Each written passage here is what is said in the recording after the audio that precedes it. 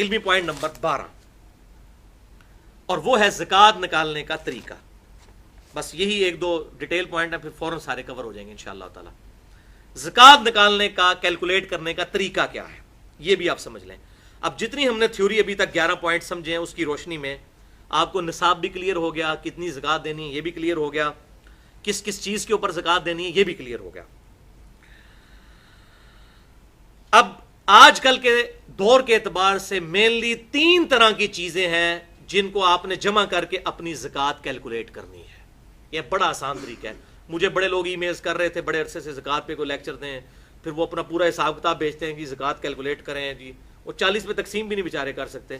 میں مطلب میرے لیے بڑی مصروفیت ہوتی ہے، میں نہیں یہ سارے معاملات لے کے چل سکتا، لہٰذا میں نے اب یہ میں آپ کو جنرلائز بتانے لگوں. یہ بڑا آسان طریقہ ہے زکات کو کیلکولیٹ کرنے کا. مینلی 3 طرح کی چیزیں. نمبر 1 سونا، چاہے وہ ٹکی کی فارم میں ہو یا ان زیورات کی فارم میں ہو جو آپ نے کنز بنا کر جوڑ کے رکھے ہوئے ہیں برے وقت کے لیے. نمبر 2 کرنسی، چاہے روپے کی شکل میں ہو، ڈالر کی شکل میں ہو، پاؤنڈ کی شکل میں، یورو کی شکل میں، ریال کی شکل میں، اس کا بھی ظاہر سونے والا ہی نصاب ہے. اور تیسری چیز ہے مال تجارت، دکان ہے، میڈیکل سٹور ہے، اس کے اندر آپ نے کوئی مال ڈالا ہوا ہے بیچنے کی نیت سے. اسی طریقے سے کمرشل پلاٹس ہیں بیچنے کے لیے رکھے ہوئے ہیں. ان تینوں کیٹیگریز کے مال کو آپ جمع کریں گے، اس ٹوٹل مال کے اوپر آپ زکات نکالیں گے اگر وہ تھریش ہولڈ پوائنٹ کو کراس کر جاتا ہے. تو ان کی اوریجنل مارکیٹ ویلیو نکالی جائے. مثلا اگر آپ کے پاس زیور ہے، یا کچھ سنیارے بھی بیٹھے ہوئے ہیں، گولڈ سمتھ بھی بیٹھے ہوئے ہیں، ان کے پاس آپ زیور لے کے جائیں، دیکھیں آپ کے ساتھ کیا کرتے ہیں. یہ 48,500 روپیہ تولہ ہے نا، تو اب آپ ان کو کہیں گے میں نے بیچنا ہے، تو یہ آپ کہیں گے یہ 40,000 آپ کو ملے گا، باقی تو کاٹ ہے، یا 42,000 ملے گا. تو اس 40 یا 42,000 کے اوپر زکات ہوگی، 48,000 کے اوپر زکات نہیں ہوگی. 48,500 کے اوپر جو اس کو آپ بیچنے جائیں اس وقت جو آپ کو نیٹ مل رہا ہے، شریعت کسی پہ ظلم نہیں کرتی، جو اس وقت مال مل رہا ہے اس کی قیمت آپ لگوائیں کاٹ نکال کے. کیونکہ یہاں پر کاٹ اس لیے ڈالی جاتی ہے، وہ 24 کیرٹ سونا تو نہیں ہوتا، اس کو 22 کیرٹ کر دیتے ہیں، اور وہ جو اس کی مزدوری ہے اس میں ڈال کے تو وہ 24 کیرٹ کے پیسے چارج کر لیتے ہیں. یعنی کان کو ایسے کر کے پکڑتے ہیں. برا نہیں بنانا جی، سنے آ رہے ہو. اچھا، بہرحال تو اس کی آپ مارکیٹ ویلیو نکالیں گے. کمرشل پلاٹ کی بھی ویسے آگے پراپرٹی ڈیلر بڑا کان بھرتے ہیں جی، تو 1.5 کروڑ کا ہو گیا، 2 کروڑ کا بیچنے جائیں گے تو شاید 1.25 کروڑ کا بھی نہ بکے. تو اس کی بھی آپ قیمت فروخت لگوائیں گے. جو کمرشل پلاٹ ہے، جو زرعی زمین ہے کسی کے پاس، اس کے اوپر چاہے وہ مربوں کے مربے ہوں، کسی کے پاس زرعی زمین جو اس کو وراثت میں ملی ہے، اس پہ کوئی زکات نہیں ہے جب تک اس کے اوپر کوئی چیز اگائی نہیں جاتی. اور ظاہر ہے اس کی ویلیو بھی بڑی تھوڑی ہوتی ہے. اسلام آباد میں 1 کنال کے پلاٹ کے آپ کئی مربے خرید سکتے ہیں زرعی زمین، ان کی تو ویلیو بڑی تھوڑی ہوتی ہے جو اس طرح کی زرعی زمینیں ہوتی ہیں.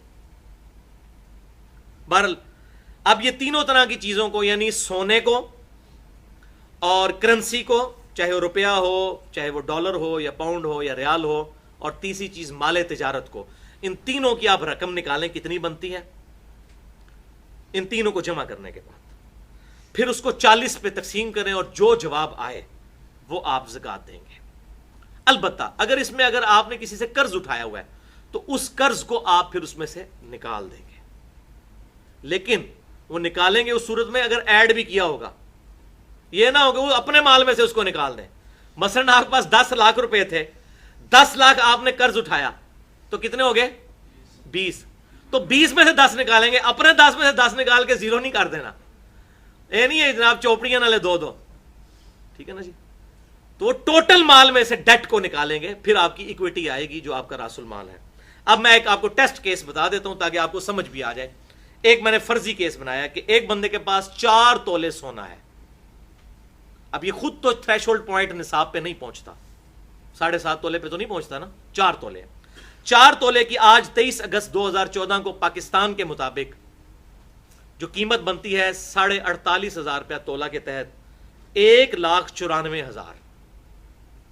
لیکن اس کے پاس 30 لاکھ روپے کا کمرشل پلاٹ بھی ہے جو اس نے اپنی جمع پونجی رکھی ہوئی ہے بیچنے کی غرض سے، ذاتی مکان بنانے کے لیے نہیں. اگر مکان بنانے کے لیے تو وہ تو نہیں ہوگی، پھر اس پہ زکات نہیں.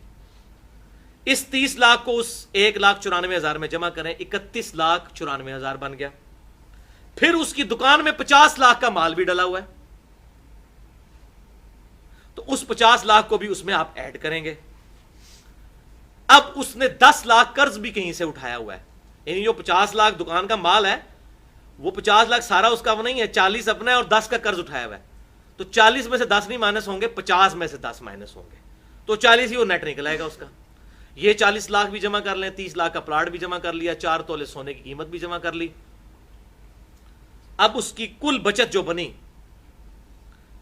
81,94,000 اور 10 لاکھ آپ نے اس میں سے قرض جو لیا ہوا وہ نکال دیا، تو بنا 71,94,000۔